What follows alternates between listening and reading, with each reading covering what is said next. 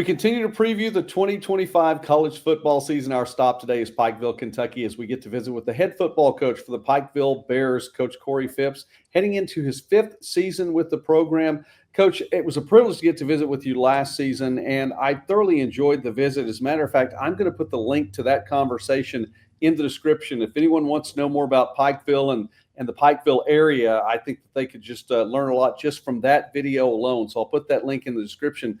I have to ask about 2024, though. It was a good year.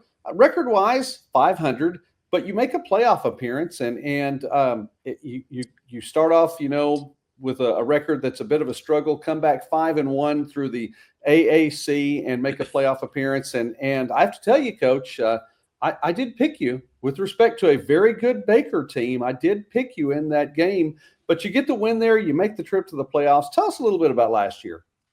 Yeah, it was a crazy, crazy year. It was like the tale of two seasons. It's not often that you preach to things that we preach to those guys when we were on the struggle bus, and they actually respond, right? You've been a part of these teams as a player and around them, and you say everything's ahead of you guys. You can get it done. You've lost games by 7-3, 2-1. I felt like the guy that drowned a foot from the dock. I was almost there. And, it was just one of those deals. We just kept preaching about who we are and what's important to us and all the foundational things that we've established here at the University of Pikeville. And, we got that first conference win after being 0-4, got on a little bit of a run there, had one little hiccup kind of late in the season when our bus flipped over on its way to get us, and we might've got to the hotel a little later than usual. And it was just a bizarre trip, but it's one of those things that this group of young men will be very, very special to me for the rest of not just my career, but my life to really see a group of young people battle through adversity in an era, in an age where that is uncommon, and really, really be the pride of the mountains here in Eastern Kentucky was something special. And we had some great players, great coaches, but it really all just came together in that second half of that season. Coach, I know it was another thing that you had on your plate last year. You had just recently taken over the dual position of not only head football coach, but athletic director for the university. I'd love to hear your take on that with, your first full year under your belt now. How did everything go, and how is it going? Yeah, it was great. We had a lot of success in the athletic department, not just on the field, but in the court, but in the community. Nearly 12,000 hours of community service as a department. A 3.44 GPA. I think it's like 67% of our student athletes that were eligible made academic all-conference. Another 44% made academic all-American, essentially in the NAIA National Scholar category. So, things are really, really bright because of the young people we get to serve in this athletic department and the coaches that I get to work with. I still consider myself the lead coach, not necessarily the boss. I just get to facilitate some things to make us better in some certain areas. Our athletic department, university were really, really strong prior to my arrival, and I'm just trying to add my own stamp to some of those things. And, we won the conference, our basketball team, men's team won the conference, and, then both of our bowling teams did such as well. So, you got 4 conference champions in this academic year. You got a lot of people who are really, really close on the cusp of winning those conference championships. So we feel that that is important, but growing young people and tough people for tough times is more important. So we continue to build through that model of who the University of Pikeville has been and is and will be in the future. So it was a lot of observing this first year, a lot of observing. Didn't want to make any knee-jerk decisions as the athletic director. Wanted to make sure that I knew the issues. A lot of guys try to come in like a bull in a china shop, and I had a little bit of institutional awareness or knowledge coming in as serving as the head football coach. So, I just want to make sure that I do the right things for the right reasons for the right people. I can recall that phrase from last year too, building tough people for tough times. And I think that's a quality way of looking at it. Well, then let's look ahead to 2025. We're already here, at least on the calendar. And that means that you should have some spring practices in the books. How did the spring go for you all? Yeah, spring was great. The weather did not get us. We had some, just historical flooding here in the region early in January and February. Ice and snow. We always push back our spring ball to get those 15 days in kind of late in the spring term. So We don't have to necessarily be too overly concerned with the weather. So that was good. That was good. Had a few, hiccups and bang ups in terms of injuries coming out of spring ball, but we're kind of in that cycle now, trying to get those folks back healthy and back on the field for the fall. But it was really good. We thought we got some really good work in for our young guys. Brought in 22 transfers at the mid-year who got to develop in our offense and our defense and our special teams, and even some young coaches that got a little bit of professional development and got a chance to sharpen their tools from things they did early in the semester as well. Well, with that in mind, then let's preview a little bit further, look down the road just a little bit. I know the fall. I think you're probably just going to enjoy the summer for a little bit right now. Fall will get here. When that happens, looking at the offensive side of the ball specifically, there's a big hole to fill as you try to replace Lee Kirkland, and I say that both literally and figuratively too. I mean, he took up a lot of space on the field. So a big hole to fill right there. Does it help having a 1,200 plus yard running back coming back in Amon Williams? And tell us a little bit about the offense. Yeah, absolutely. Amon is a dynamic player. We thought he might be a guy that would get some sniffs from larger schools, and he did. But he's committed to who we are and what we're doing here, and understands that he's going to be a big focal point in the offense. So Mon's coming back. We feel really good about the offensive line. Gray Davis, our offensive line coach, grown into his second year, has really started to figure out the recruiting piece, and we've really attracted some really elite football players in that position room. So feel good about the run game. There's some young running backs behind them and some high school guys that are coming in. They're going to get opportunities. And then we think our receiving core is it's as deep as it's ever been. When you throw for 4,000 plus yards, and you have a passing game like we've had in recent years, you attract some players. We attract some guys who, started off at the University of Cincinnati and started off at Maryland and some places in the P4 that really want to finish their careers where they're going to touch the football. And then we've got a bunch of really good, strong returners, Brandon Williams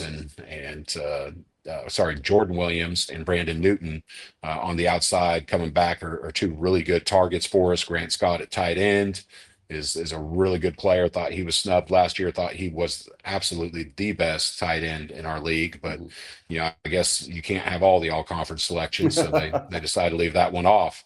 But, then the quarterback room.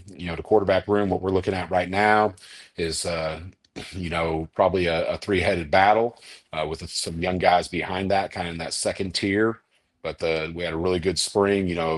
Xavier Malone, who was all conference for us several years ago when Lee Kirkland was hurt. He went out into the world for a year and decided he wanted to come back and get a master's degree in social work. So he's come back, and you always welcome back a kid that knows your system. Especially if he was, all on the all conference team. So Xavier came back and took a lot of snaps with the first team.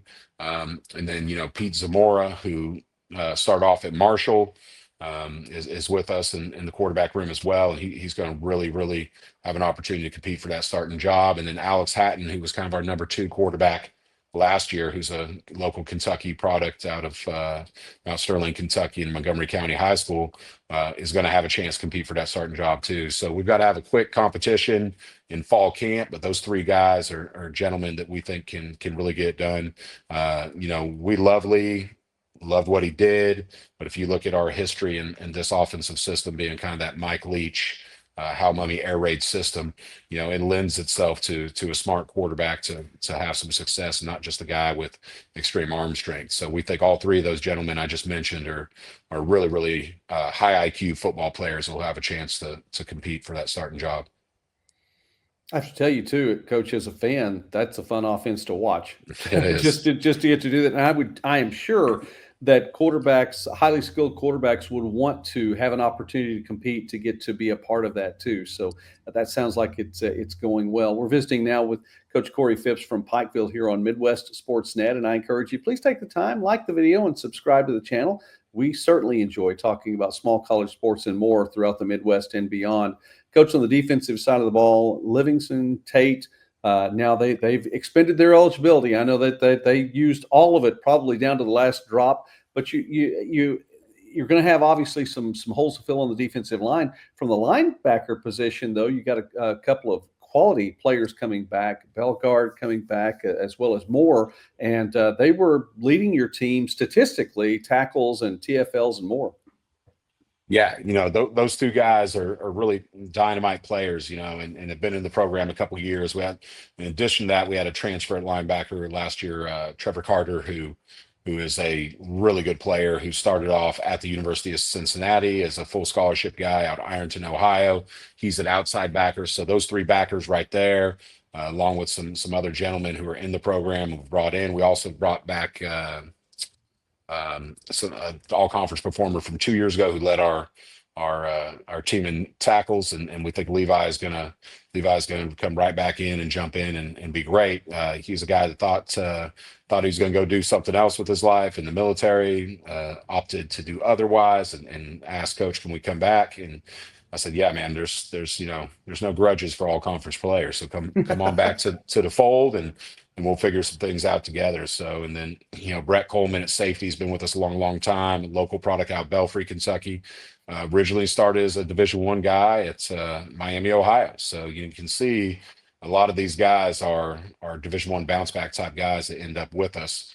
The transfer portal is a double-edged sword. There's a ton of kids that are hopping in it, going on to larger and greener pastures with money involved in it. But I think they say over 80% of those kids are ending up at a lesser institution. So trickle down athletics is kind of like trickle down economics, right? Those kids are trickling down to our level to find a place to play. And so we build it with high school kids, but if we've got local talent that's gone off to big places, we want to welcome it back to the mountains for sure.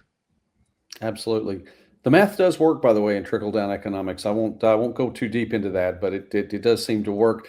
Coach, the schedule this year, a little bit of a flip from last year. You start on August 30th. You take on Georgetown on the road this year. Then you get a bye week. Then on the road at Campbellsville this year. Both those games were at home last year. A couple more non-conference games, including a D3 school in the mix as well. The AAC schedule starts on October 11th.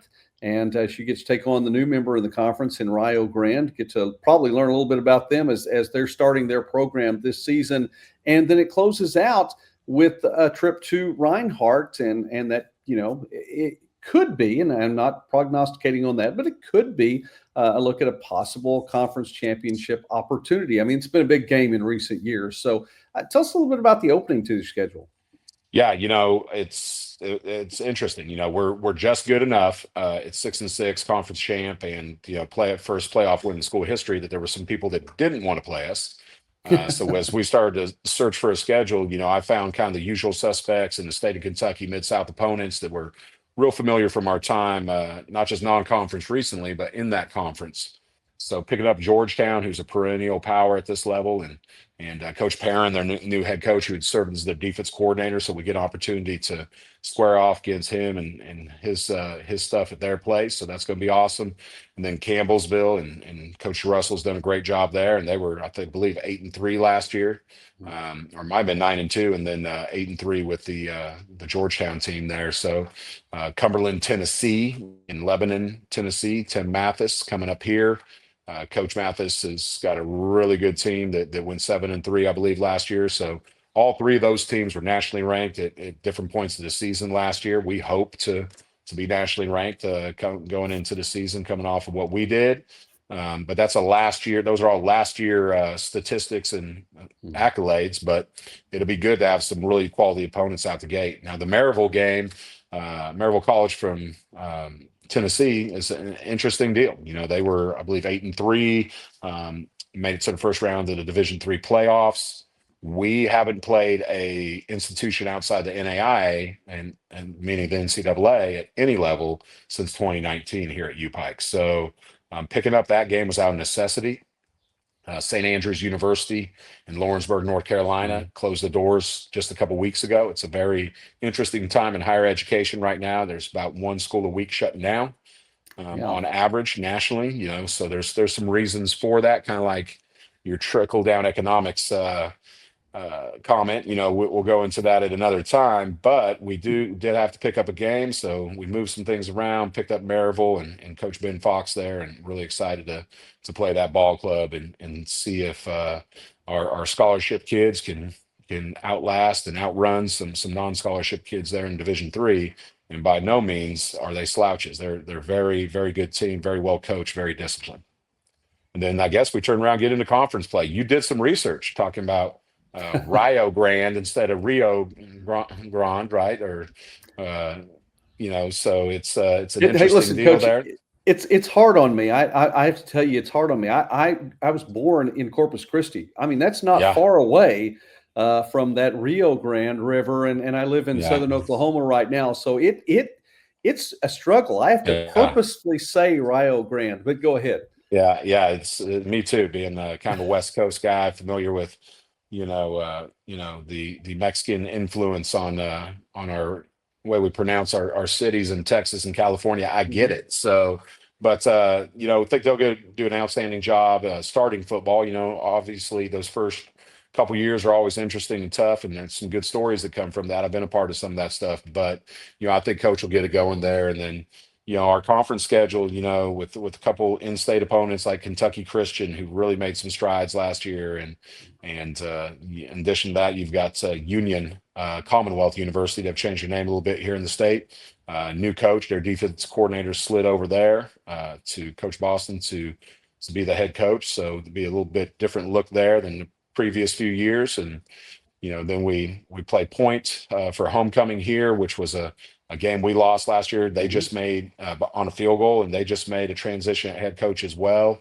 So you see what I'm doing there is a lot of new head coaches, a lot of new Mhm. variables and unknowns that you just can't put your thumb on there. And then really to close out the year there, playing Reinhardt was probably on purpose by our conference.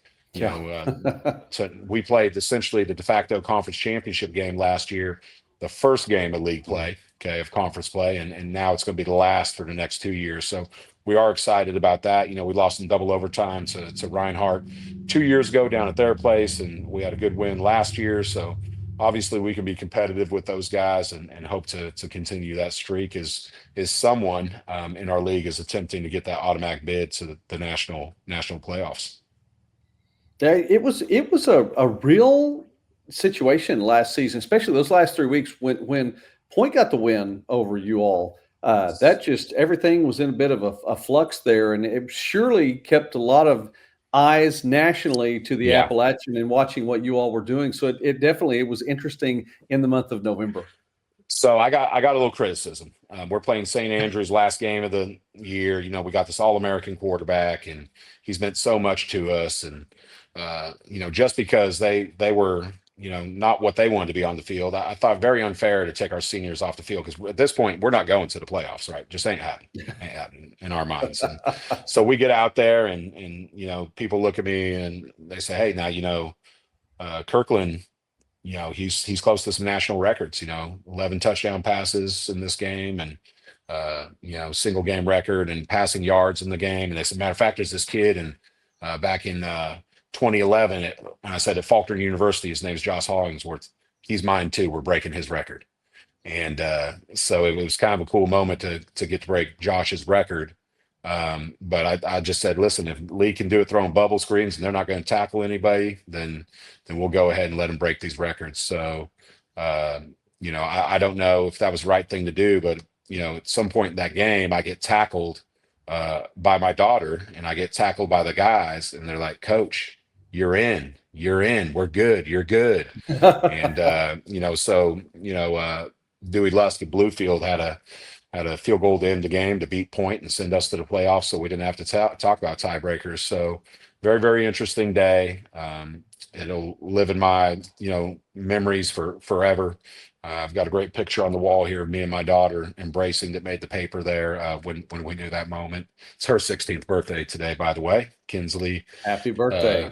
Kinsley Fipps, congratulations. You're almost there. You're almost driving. So, but we're it was just an interesting year to end like it did, and I think our guys are mature enough to understand that that's all in the rearview mirror. Yeah. I think very purposefully the rear view mirror is very small for a reason, and the windshield is very large for a reason, and our eyes are out on the highway right now. Absolutely. By the way, for folks who may not know or may not recall, you did drop a 90 spot on St. Andrews in that last game of Yeah, the season. Yeah, it was but you do what you do, and I understand that, coach, and especially, hearing the rationale for all of that. Not everyone gets to hear that. You just see the score at the end of the game, and so yeah. I appreciate that too. And by the way, rock on, shout out to your daughter too on her 16th birthday. Congratulations. We love having that here on Midwest Sportsnet. Coach Corey Fipps, thank you so much, sir, for taking time with us today here as we get to preview 2025. And I hope we get to visit with you again sometime soon and talk about your team and more over the course of the year. And we will definitely be following the Bears this season. Well, I appreciate all that, and we just want to again tell you that we appreciate you and Midwest Sportsnet to continue to cover not just the University of Pikeville, but all the collegiate athletes and coaches and institutions that really deserve a look out there in the world.